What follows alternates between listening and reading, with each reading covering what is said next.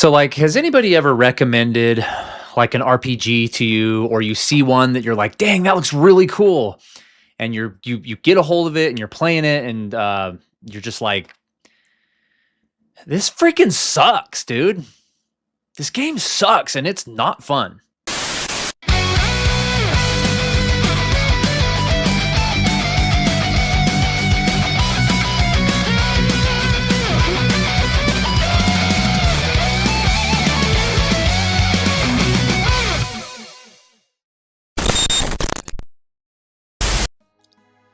Now, before we get into this, I want to clarify that when I say RPG, I'm talking a very specific kind of game.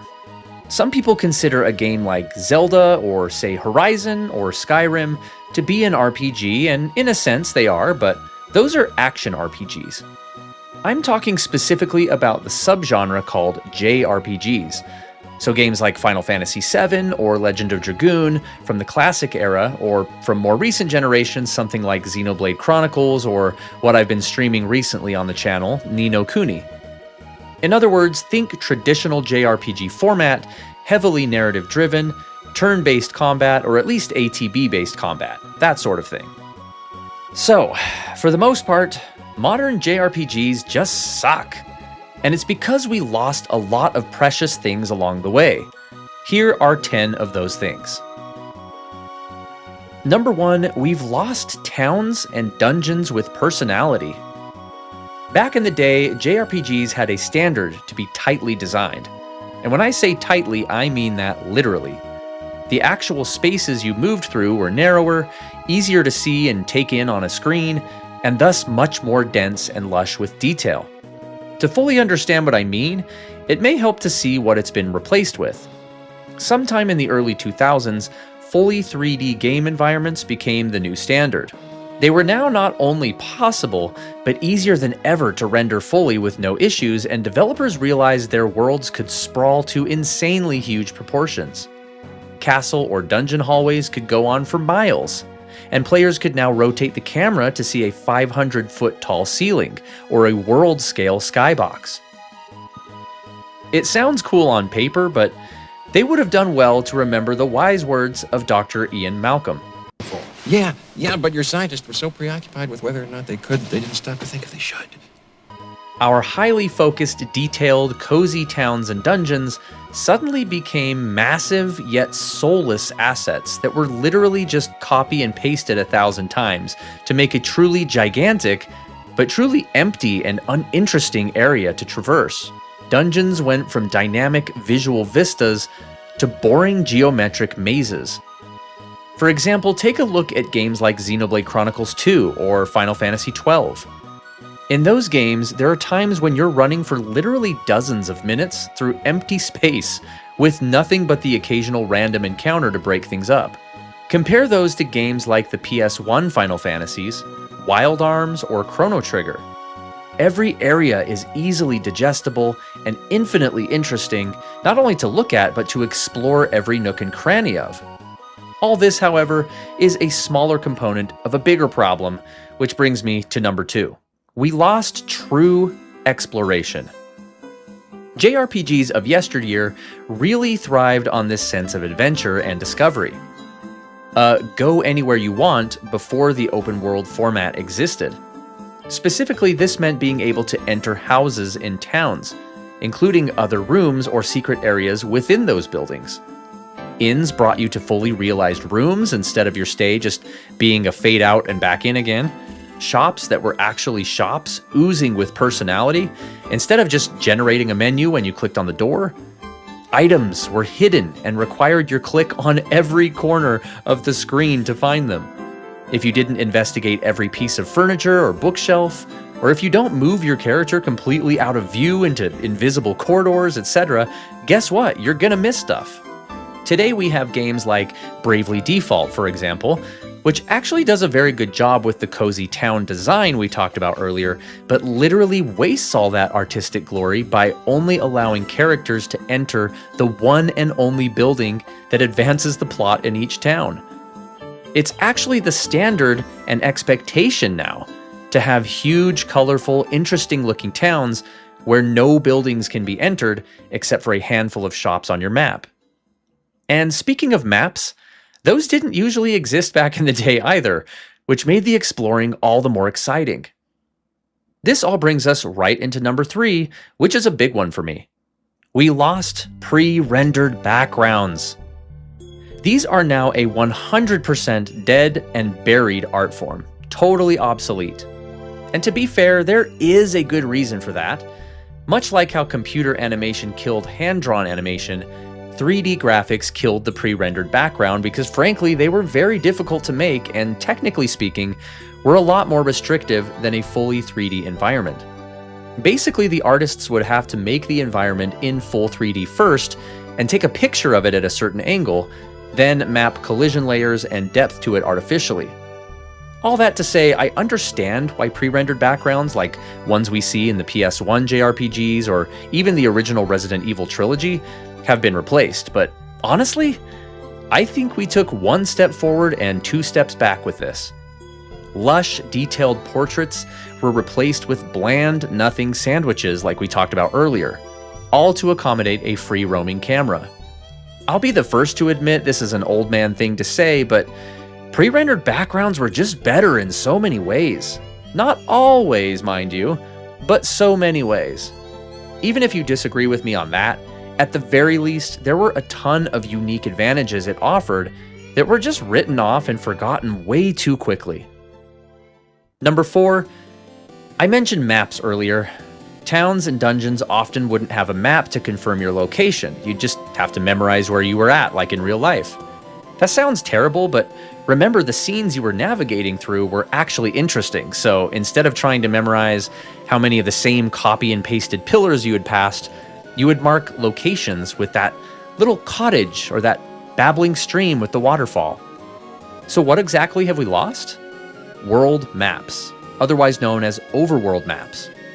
These were often one seamless map of the game's entire world, usually on a globe, that often featured smaller character sprites to create scope and tons of towns, dungeons, forests, and other POIs to explore that appeared as little D&D-esque miniatures. These are basically non-existent now. In fact, the idea that players could actually miss content in a game is intentionally discouraged within most development studios now because this means wasting money. Having missable content in the name of creativity and excitement, but at the cost of dollar bills, is a huge no-no. But that's exactly what made these world maps a joy to explore, especially since it often meant doing so on cool mounts or in exciting vehicles that would open up new parts of the world. I mean, Final Fantasy VII saw you riding chocobos, chicken horses, driving cars, flying airships, and even piloting a submarine. Dragon Quest had you flying on freaking magic carpets. World maps were replaced with, well, just being in the world, which of course is more realistic, but I'd argue not as immersive. It's like comparing driving with GPS navigation versus being handed an ancient treasure map. Number 5, we lost random encounters and/or turn-based combat. Yep, I'm going there. Anyone that says this mechanic is dead and completely irrelevant in 2026, looking at you, Yoshi P, well, Claire Obscure would like to have a word with you. I get that the TikTok generation only has the attention span of a gnat, but we seriously lost something special when we buried this one.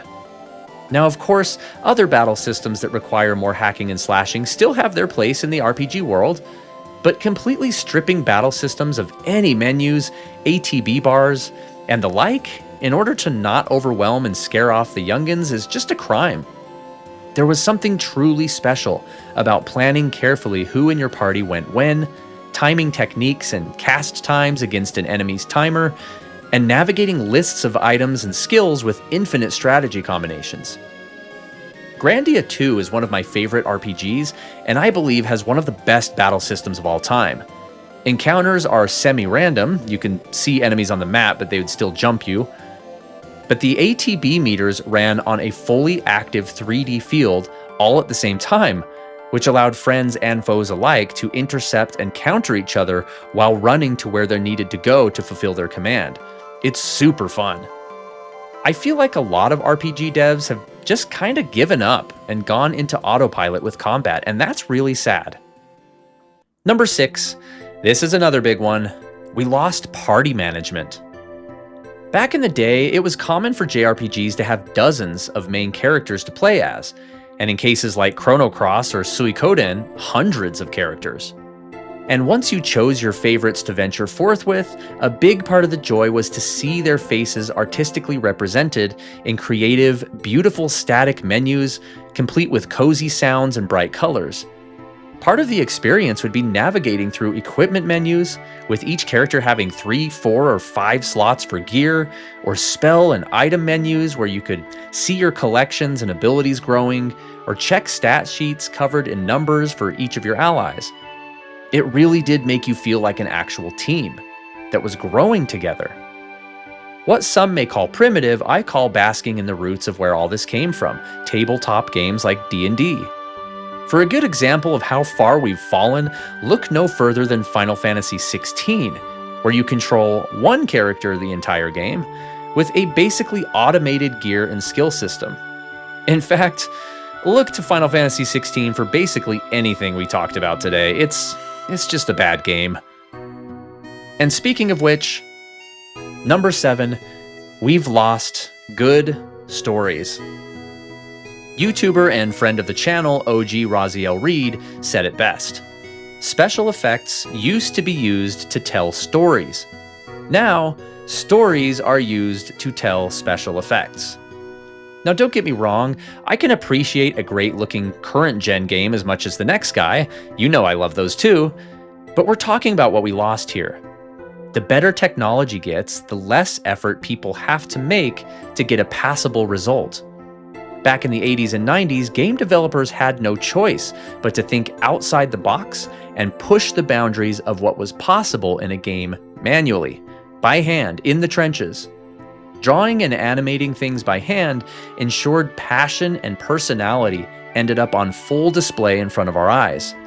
It's why so many modern games and movies look incredible, but feel empty or somehow shallow or unsatisfying. It's because there's no soul underneath it anymore. They've become calculated products for consumers rather than artistic experiences for those who love stories and storytelling. With each year, graphics got better. Things like meaningful character arcs and relationships, themes, 3-dimensional villains, and a 3-act plot structure that evoke real emotion slowly just faded out of existence. Number 8, we've lost creative art styles. Artists used to express themselves with some wild direction back in the day, especially on the Super Nintendo and PlayStation 1. I mean, look at some of the examples on screen now, like Earthbound, Vagrant Story, Alundra, or even Super Mario RPG. You would never really see this kind of stuff anymore. Nowadays, a lot of in-game assets come from built-in or purchased engine packs. Not to mention, internet culture has pretty much made bland, sanitized anime the required art style for any and all JRPGs. People just weren't afraid back then to branch out and experiment and take risks. You had 3D models, pixelated sprites, cel-shaded cartoons, and everything in between.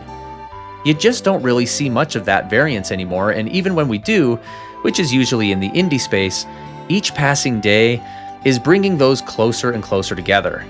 I mean, how many indie games have we seen with awesome cover art or promising premises that end up just looking like this? Or this, or this. Look up and scroll through JRPGs in one of your console storefronts or especially on your phone. It's kinda nuts just how mass-produced everything looks now. The last two I want to discuss cast a bit broader of a net and apply to more than just gaming in general, but are worth mentioning. Number 9, we have to talk about how we've lost physical media. And I'm one of those crazy people that often prefer digital these days just for convenience sake. I'm a bit more okay with an all-digital future than most, maybe just because I've given up fighting it and don't want to kid myself like so many others out there about its inevitability. But if I could reverse it all, I think I would. The joy of bringing home a new game back in the first through third generations was an actual experience, because you knew inside that lovely box was a beautifully illustrated manual, maybe a poster or other promotional goodies, and of course the game itself, usually in a carefully packaged protective sleeve. Aside from that though, things like strategy guides and cheat books were awesome collector's items and enhanced the game's enjoyability because, remember, there was no internet. And the game stores. These were just as exciting as the game itself. It's tough to describe to those that didn't experience it firsthand. The bright lights, the smell of popcorn and candy, the elation of finding a copy of the game you want available on the shelf, waiting outside for the store to open to ensure you grabbed a new release before anyone else. I sincerely feel sad for gamers who grew up in an era without these, because that was just something we will absolutely never ever get back. Alright, number 10, let's sum all this up with this one. We've just lost quality. Just quality. Internet and the capability to update things remotely made devs lazy. And now it's expected that once you buy a brand new game, you just gotta wait for massive downloads and day one patches before you can even play it. It's kind of weird, actually, if you can get through a game without finding a game-crashing glitch that needs to be patched out later, or encounter some really cool content that's locked behind a paywall or future DLC. And most games commonly only last a few hours at best. I sincerely think that the more technology advances, the less creative games will feel. Back in the 70s, before video games were mainstream, the JRPG equivalent was essentially just pen and paper, where the main driver was literally your own imagination, limitless detail, infinite personality. By the time the JRPG golden era was in full swing in the SNES and PS1 eras, tech had advanced far enough that developers could tell pretty much any story they wanted, but still primitive enough for them to really have to think outside the box to fully realize them. And now in 2026, JRPGs aren't stories or adventures we can share in really at all anymore. Of course, there is the occasional exception that breaks the mold, but more often than not, they're just formulaic products that could only ever dream of being what their glorious distant relatives once were. Alright, we'll leave it there today, but you'll want to subscribe to the channel for an upcoming video where I dive deeper into this subject, not to mention plenty more on gaming, RPGs, and nostalgia in general. Kick on those notifications so you can catch my weekly streams of classic games in my VR retro bedroom. Thank you to all of the channel supporters and members that are going to be listed on screen here. I appreciate and love every single one of you. Thank you, and I'll talk to you in the next one.